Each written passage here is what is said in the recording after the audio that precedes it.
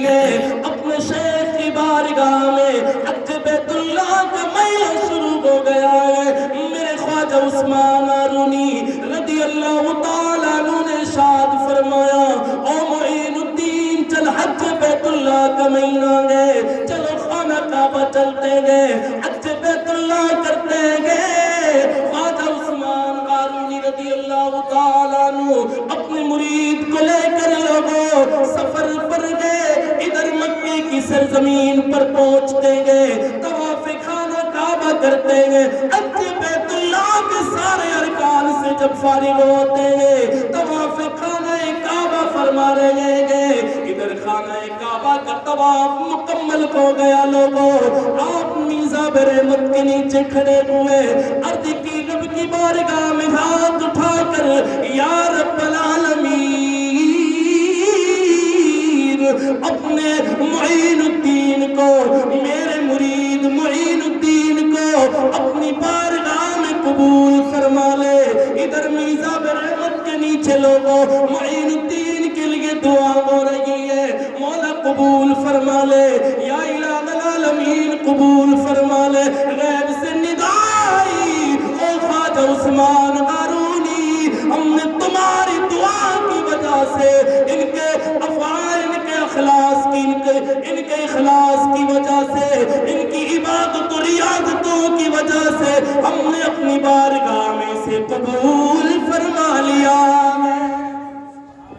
سبحان اللہ، سبحان اللہ۔ آپ ابھی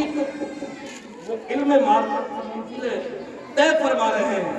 ابھی اپنے پیر کی صحبت میں ہیں، ساری چیزیں مل رہی، پیر کی دعا ہو رہی ہے، پیر کی نظروں کا کرم ہو رہا ہے، علم معرفت کا وہ گلاس، وہ پیالہ پلایا جا رہا ہے، وہ پیالہ پلایا جا رہا ہے جس سے آپ کا دل روشن ہو رہا ہے۔ اور جب رب کی بارگاہ سے ندا آئی، پھر اللہ کے اس پر وزیدہ ولی سیدنا خواجہ عثمان ہارونی رحمۃ اللہ تعالیٰ علیہ نے پھر ارشاد فرمایا، بیٹا اب چل، اب یہاں کا کام مکمل ہو چکا ہے، اب چلیے امام الانبیاء کی بارگاہ میں چلتے ہیں۔ ایک مرید سے جب ایک پیر خوش ہوتا ہے تو اسے کتنی بڑی دعائیں دیتا ہے، کتنی بڑی دعائیں دیتا ہے۔ آج یار ہم سے ایک اپنے مولوی کی دعا نہیں لی جاتی، ہم سے ایک امام کی دعا نہیں لی جاتی، ہم سے ایک امام صاحب کی دعا نہیں لی جاتی، ہم ان کی بے عزتی، ان کے دامن کو پکڑنے پہ لگے ہوئے، ان کے دامن کو کھینچنے پہ لگے ہوئے رہتے ہیں، ان کی عزت کو تار کرنے پہ اترے ہوئے رہتے ہیں۔ یار کم سے کم یہ تو احساس کرو کہ جو ہمارے بزرگوں کی تعلیم رہی ہے، ہمارے بزرگوں کا جو شیوا رہا ہے، ہمارے بزرگوں کا جو طریقہ رہا ہے، کم سے کم اس پر تو چلو یار۔ اللہ تعالیٰ پھر دیکھو تمہیں دنیا و آخرت میں کیا عزتوں کے تاج عطا فرماتا ہے۔ اگر تم ایک عالم دین کی خدمت کرو، ان کی پیروی کرو، ان کی خدمتیں کرتے کرتے اپنی زندگی کو آخری سانس تک ان کی پیروی میں گزار دو، تو اللہ تعالیٰ بہت بڑا مقام عطا فرمائے گا قیامت کے دن، بہت بڑی عزتوں کا تاج عطا فرمائے گا اس بندے کے لیے۔ ایک شیخ کی، ایک مرید نے جب پیروی کی، ان کی صحبت میں رہے تو اللہ تعالیٰ نے کتنا بڑا مقام عطا فرمایا۔ تو سیدنا خواجہ غریب نواز رضی اللہ تعالیٰ عنہ کی زندگی سے ہمیں یہ بھی ملتا ہے، اگر کسی پیر کے دامن سے وابستہ ہو گئے ہو تو ان کے ہر ایک عمل پر، ان کے ہر ایک زندگی کی نصیحت پر عمل کرو، جو بھی وہ نصیحت فرمائے اس پر عمل کرو، جو بھی وہ ذکر فرمائے اس پر اپنی زندگی کو عملی جامہ پہنا دو۔ اگر پیر نے اگر نمازوں کا وعدہ لیا ہے تو کبھی اسے وعدے کو توڑنے کی کوشش مت کرو، اگر جھوٹ نہ بولنے کا وعدہ لیا ہے تو کبھی دنیا میں جھوٹ نہ بولو، اگر چغلی نہ کرنے کا وعدہ لیا ہے تو دنیا میں کبھی چغلیاں نہ کیا کرو، اس لیے کہ جو اپنے پیروں کی نصیحت پر عمل کرتا ہے وہ دنیا میں بھی عزت پاتا ہے اور آخرت میں بھی اللہ تعالیٰ اسے عزت کا تاج عطا فرماتا ہے۔ جی بے شک، سبحان اللہ۔ وہاں سے روانہ ہوئے مدینہ شریف کے لیے، جب مدینہ شریف کے لیے آپ روانہ ہوئے تو مدینہ شریف جیسے ہی آپ روانہ ہوئے، روانہ ہونے کے بعد میں اللہ تعالیٰ کے اس برگزیدہ سیدنا خواجہ عثمان ہارونی رضی اللہ تعالیٰ کے ساتھ جب آپ وہاں تشریف لے جا رہے تھے تو جب مدینے کی سرزمین پر پہنچے، حدود مدینہ میں جب پہنچے، جب گلی کوچوں سے آپ گزر رہے تھے، جب روضہ انور پر میرے سیدنا خواجہ معین الدین حسن سنجری رضی اللہ تعالیٰ تشریف فرما ہوئے اور آپ کے پیر و مرشد سیدنا خواجہ عثمان ہارونی رضی اللہ تعالیٰ جب وہاں تشریف فرما ہوئے تو اپنے مرید سے تنبیہ فرمائی، کہا کہ اے میرے پیارے، اے میرے بیٹے، اب تم امام الانبیاء کی بارگاہ میں درود و سلام پیش فرماؤ، اب تم امام الانبیاء کی بارگاہ میں درود و سلام پیش فرماؤ۔ جیسے ہی اللہ تعالیٰ کے پیارے معین الدین رحمت اللہ تعالیٰ علیہ نے جیسے ہی درود و سلام پڑھا، الصلاۃ والسلام علیکہ یا رسول اللہ، الصلاۃ والسلام علیکہ یا حبیب اللہ، الصلاۃ والسلام علیکہ یا نبی اللہ، تو روضہ انور سے آواز آئی وعلیکم السلام یا قبل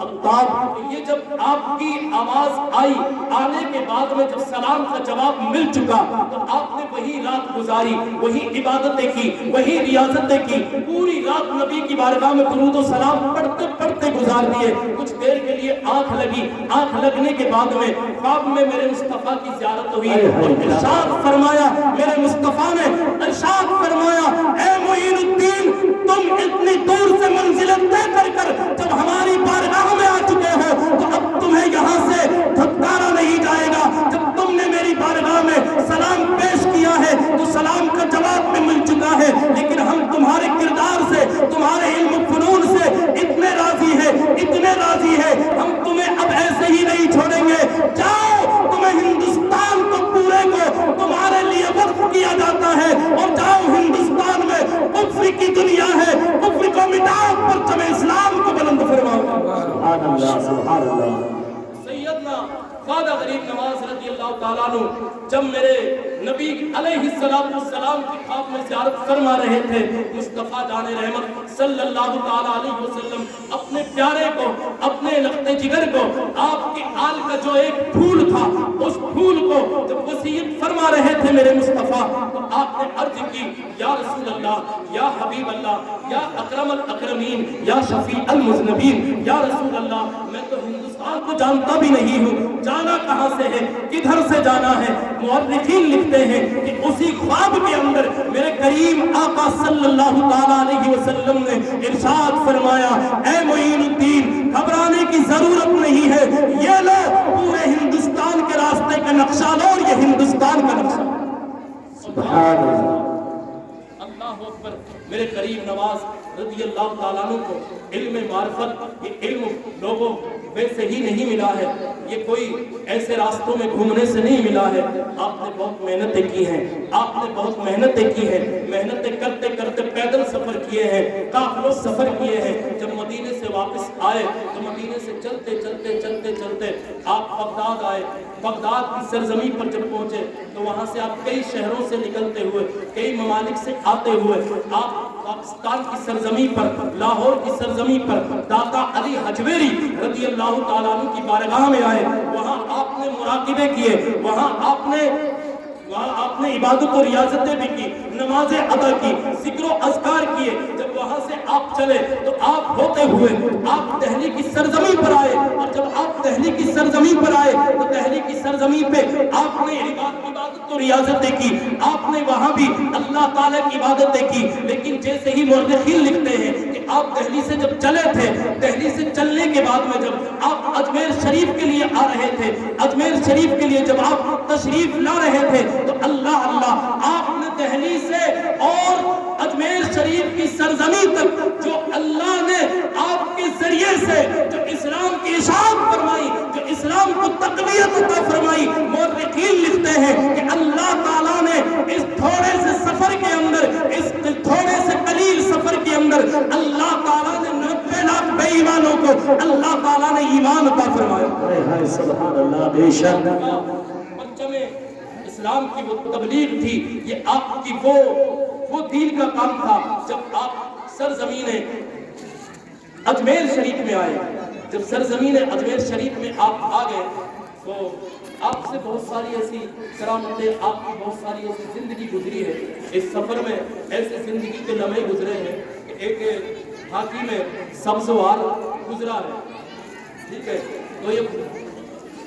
خراسان کی سرزمین پر علاقہ ہے، تو وہاں ہاتھی میں سبزوار گزرا، تو وہ ایک اتنا بڑا ظالم و جابر حاکم تھا، اتنا بڑا ظالم و جابر حاکم تھا کہ آپ ایسا اتنا خطرناک کہ جو بھی ان کے پاس ایک باغ تھا اس باغ میں آتے اور وہی شراب پی کر وہی لوگوں کے اوپر ظلم و تشدد فرماتے، ظلم و تشدد کا اتنا پہاڑ توڑتے کہ قتل تک فرما دیتے تھے، اور جب قتل فرماتے تو لوگ ان کے دہشت سے، لوگ ان کے خوف سے، لوگ ان کے ڈر سے ادھر ادھر گھوما کرتے تھے۔ تو سیدنا خواجہ غریب نواز رضی اللہ تعالیٰ عنہ جب مدینے سے سفر کرتے ہوئے تو آپ جب خراسان کی اس سرزمین سے گزر رہے تھے تو حاکم سبزوار کی جب اس باغ میں سے آپ کا گزر ہوا تو دیکھا کہ یہ باغ ہے، اس میں تھوڑا آرام کر لوں اور عبادتیں کر لوں، تو آپ اس میں داخل ہوئے۔ سیدنا معین الدین چشتی سنجری رحمۃ اللہ تعالیٰ علیہ، آپ جب باغ میں داخل ہوئے تو سپاہیوں نے کہا کہ آپ یہاں سے چلے جائیے، جب تک کہ وہ حاکم آئے، وہ سبزوار آئے تو وہ آپ کے اوپر ظلم و تشدد کرے گا، وہ آپ کو ڈانٹے گا، آپ سے برا بھلا بھی کہہ سکتا ہے۔ جب حاکم آیا، حاکم وقت اس باغ کا جو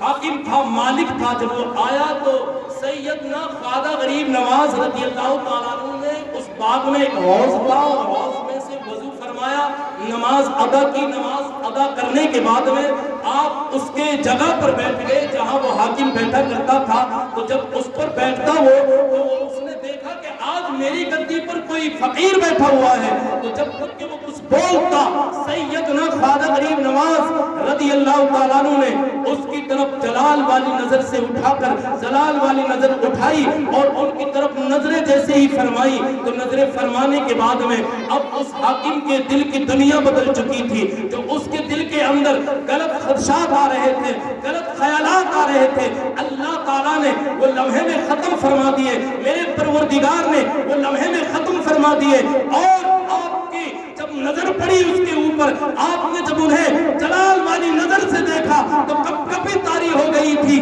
اور جب دوبارہ دیکھا تھا تو بے ہوشی طاری ہو گئی تھی، اور جب ہوش میں آئے لوگوں تو آپ کی بارگاہ میں آپ کے ہاتھ کو پکڑ کر عرض کی، حضور مجھے معاف فرما دیجئے، میں بڑا گنہگار انسان ہوں، بڑا خطا کار انسان ہوں، بڑا ظالم و جابر انسان ہوں، میرا مذہب بھی دوسرا ہے، میں کسی مذہب کا دوسرے مذہب کو ماننے والا ہوں، میں بڑا شرابی انسان ہوں، بڑا بدماش انسان ہوں، میری خطاؤں کو معاف فرما دیجئے۔ اللہ اکبر، آپ نے ارشاد فرمایا اللہ کی بارگاہ میں توبہ کرو، اللہ تعالیٰ تیرے سارے گناہوں کو معاف فرما دے گا، میرا پروردگار تیری ساری خطاؤں کو معاف فرما دے گا، اللہ کریم تیرے ہر جرم کو معاف فرما دے گا۔ اس نے توبہ کی، ادھر توبہ کرنا تھی اور آپ کی خدمت میں رہنے لگے، پھر ایسی خدمتیں کی، ایسی خدمت کی، آپ نے تاریخ مورخین لکھتے ہیں کہ آپ نے پھر اسے خلافت بھی عطا فرمائی اور اپنے وقت کے ایک شہنشاہ اور ایک ولی بن کر گزرے تھے۔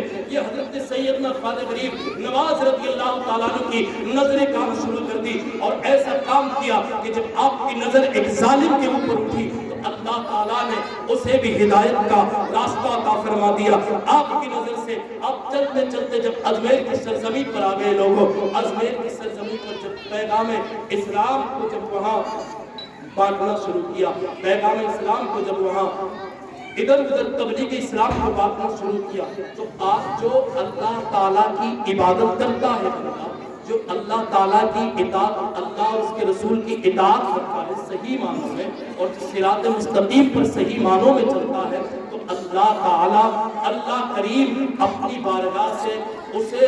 اتنا کچھ عطا فرماتا ہے، اتنا کچھ عطا فرماتا ہے کہ راضی ہونے کے بعد بھی اللہ تعالیٰ اسے کچھ کرامتیں اور کچھ علم معرفت کے ذرے عطا فرما دیتا ہے کہ جن کے اوپر وہ ڈالتا ہے، اگر وہ کچھ کہہ دیتا ہے تو اللہ تعالیٰ ان کی بات کو پوری فرماتا ہے۔